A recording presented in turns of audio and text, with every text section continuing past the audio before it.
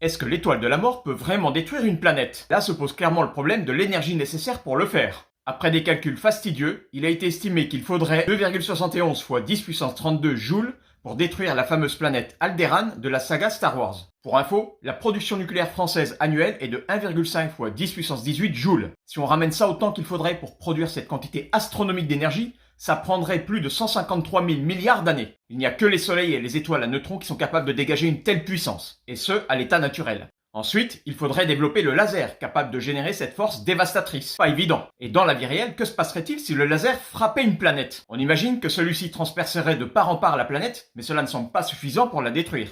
On aurait donc un grand trou, et on pourrait voir au travers. Un spécialiste explique que le laser de l'étoile de la mort pourrait simplement servir de viseur pour larguer une gigantesque bombe d'antimatière. Et pour arriver à faire disparaître la planète, la charge devrait être de 1,24 trillion de tonnes d'antimatière. C'est que dalle. Conclusion. Ça semble assez compliqué de détruire une planète grâce au laser de l'étoile de la mort dans la vraie vie. La solution la plus réaliste serait de dévier un astéroïde de plus de 500 km de diamètre et de le balancer dans la face de la planète de ton choix.